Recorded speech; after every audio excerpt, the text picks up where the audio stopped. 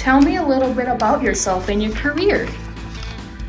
So my name is Molinski. I am almost 47 years old. I'm a single mom of two beautiful daughters that I feel my primary job duty is to raise strong and empowering women, and they have certainly exceeded my expectations. So I am 80% deaf, and so what that means is that I typically struggle with hearing just about anything. And so it is a degenerative hearing loss, and so it is estimated that within the next 5 to 10 years, I will be 100% deaf. And so I lost my hearing I started to lose my hearing when I was 16. But for quite a while, I thought that meant that my dream of being a mental health counselor was out the window, because in order to be a counselor, you have to be able to hear, and that's something that I will never have the ability to do. But I really just decided that I was going to be creative and overcome this barrier, and so I am a licensed professional counselor and clinical manager of a private practice here in Nevada with a satellite office in Aurora. And I'm also starting up a new clinic in downtown Denver for mental health purposes. So that's a little bit about myself. I've dabbled in art as creative expression, and that is just something that I love to do as well.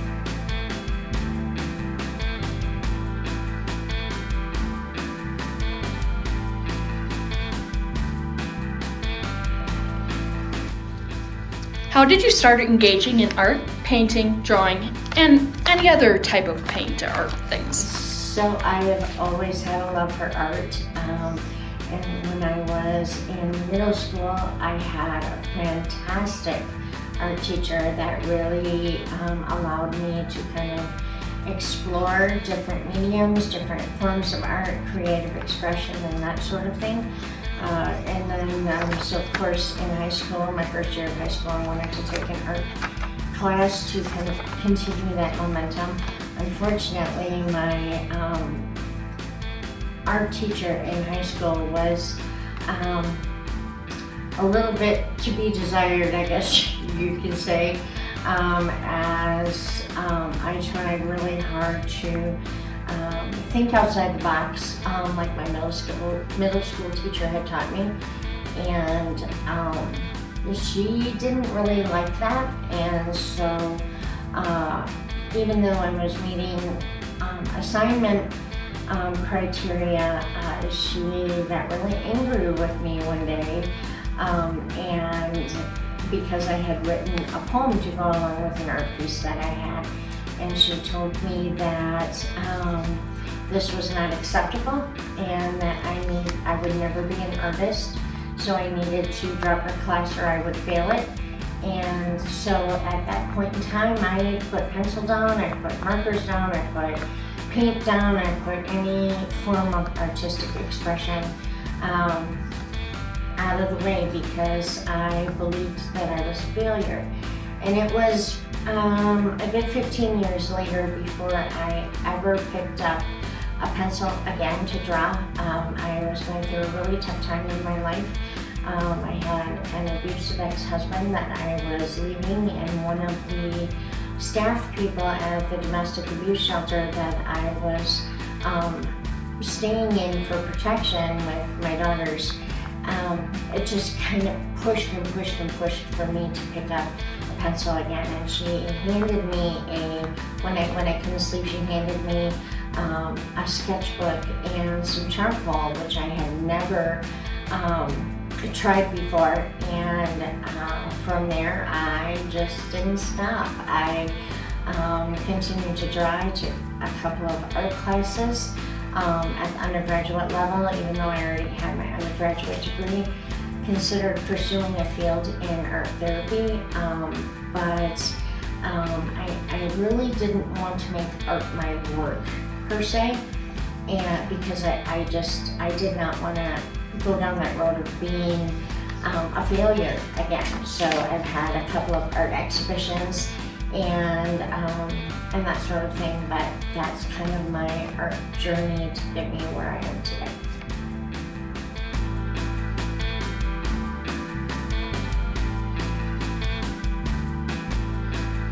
What best describes your style and why? I guess I would have to say eclectic. I guess I consider myself a jack of all trades, master of none. I like experimenting with different things. I love mixed media.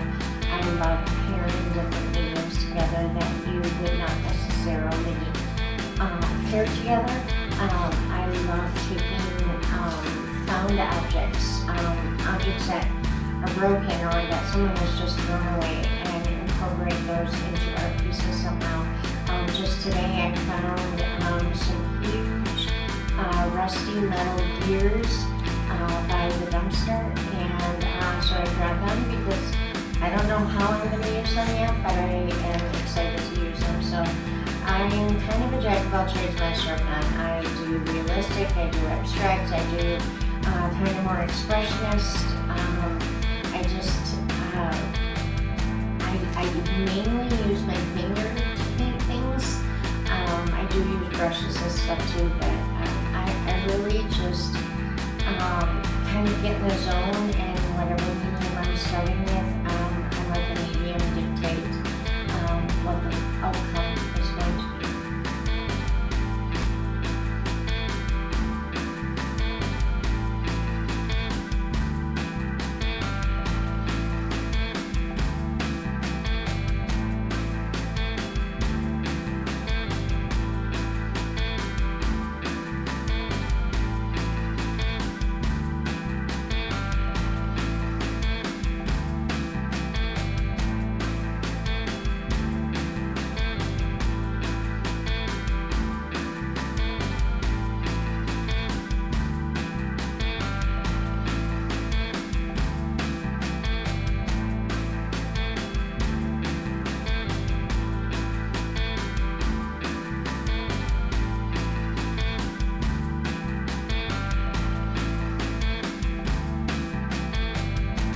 What is paint pouring?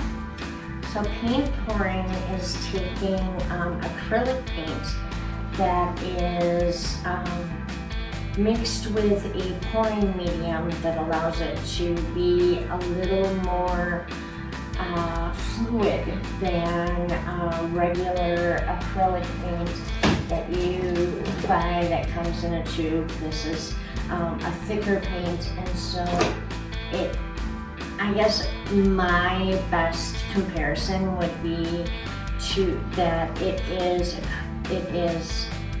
halfway in between the thinness of watercolor and the thickness of acrylic paint, and so it's very liquidy, and you typically just pour it on a canvas, and the colors stacked on each other or individually, and then you just kind of tip the canvas to let the paint pour and pour over the edges and in different designs. The really cool thing about paint pouring is that no two canvases are ever going to be the same. So no matter how hard you try, it's not going to be the same. So there's different techniques that you can use to create different effects. So there's silicone oil that you can drip into the paint before you pour it, which often creates some cells. I have sprayed dish soap and water mixture over the final canvas, and that also creates a different cell sort of look to help separate some of the paint colors, and also encourage some more mixing and blending naturally that happens instead of distinct patterns. So paint pouring is largely abstract, and it's just fun because you are fully engulfed in the paints and your gloves, your hands, or what have you, and that really makes a unique outcome on the canvas. What?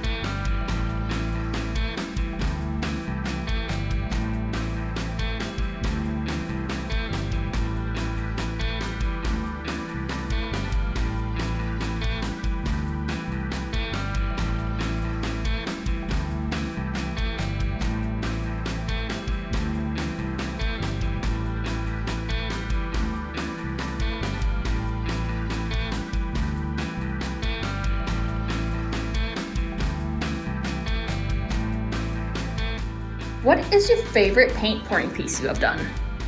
My favorite would be the one that I actually did for this video. I really feel like it turned out exceptionally well, and it really is unique because I took a combination of the actual paint pouring of the individual colors, and then after the paints had spread over the canvas, I took what little bit remained of the paints in the individual cups, and I created some paint splatters on top of the pouring pattern that happened.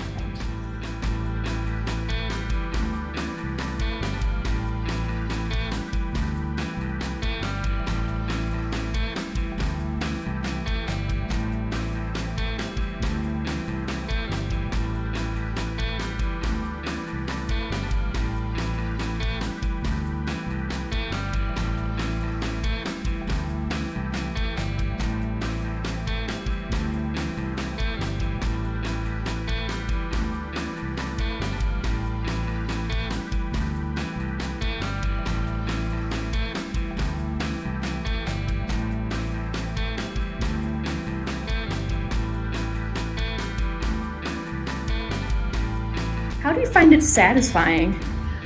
I think that goes back to an answer of an earlier question. I love to feel the paint run through my fingers, and I really love how there are no two canvases that are the same, and no matter, there's not really specific form, so it's hard to judge whether or not it met that goal, so it takes that judgmental piece out. What is the hardest part of being an artist?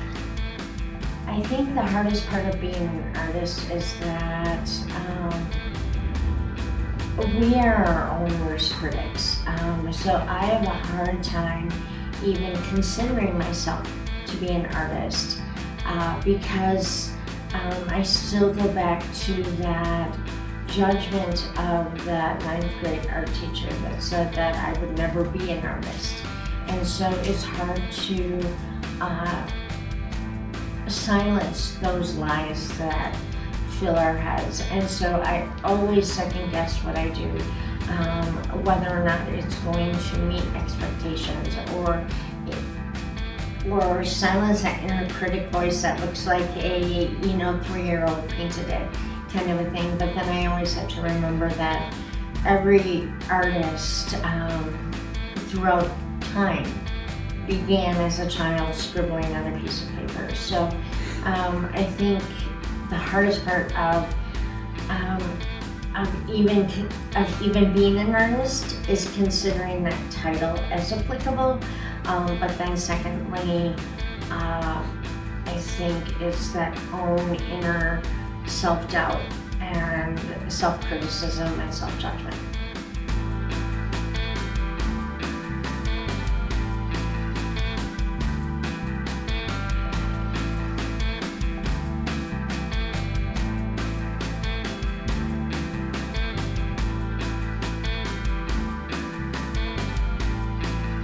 Do you plan to sell these pieces? Why or why not?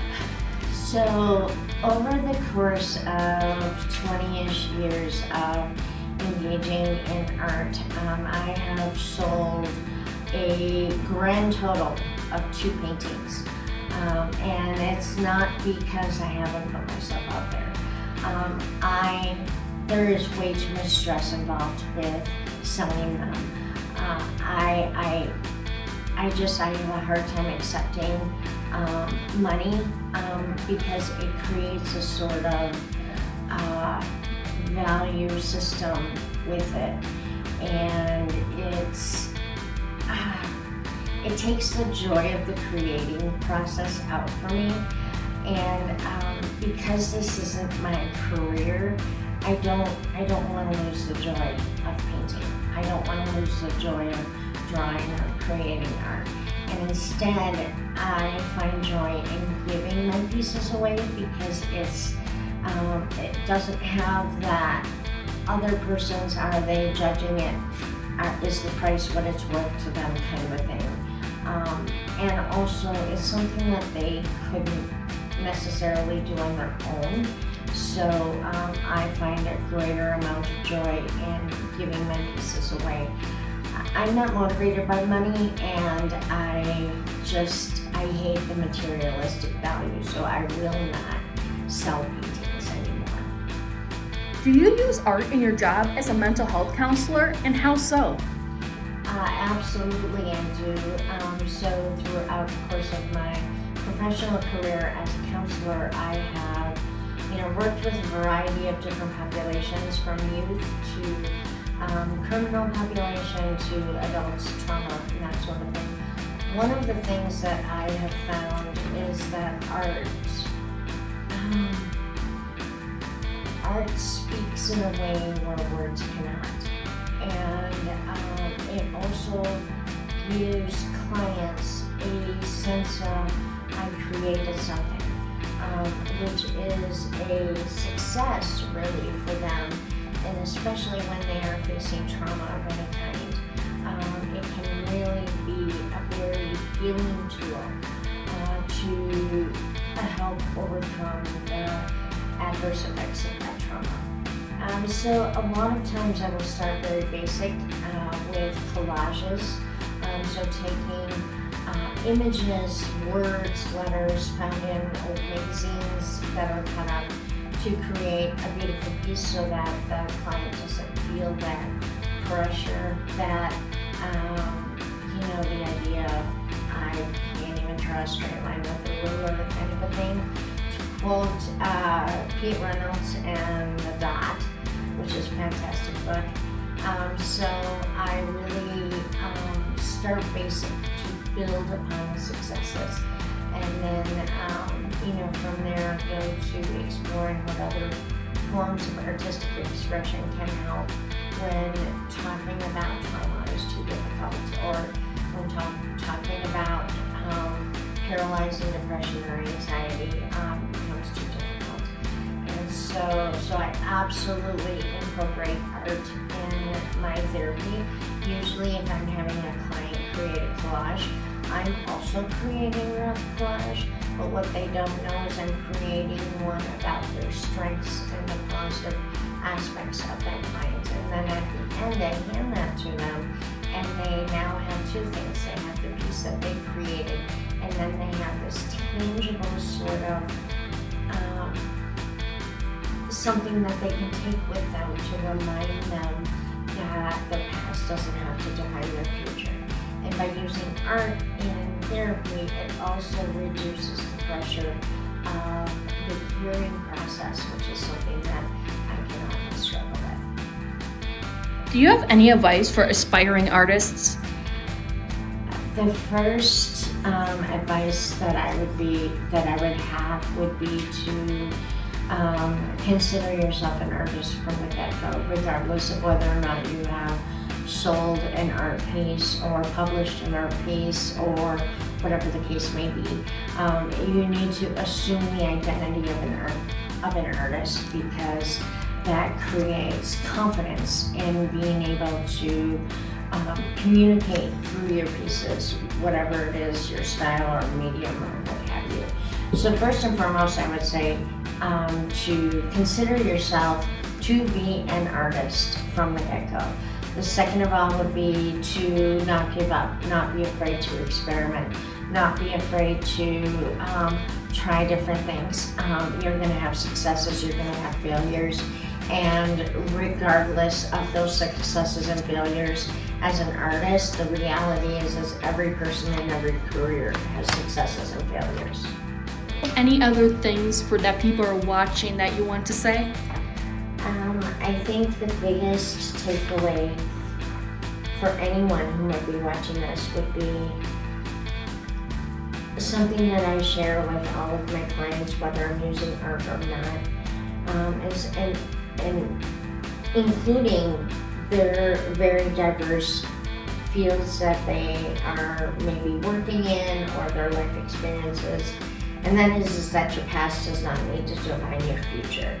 You can learn from everything, and just because you might be facing a barrier that seems insurmountable, there's always creative ways of overcoming that barrier, and so you can always push the limits on what you're capable of through the creative process.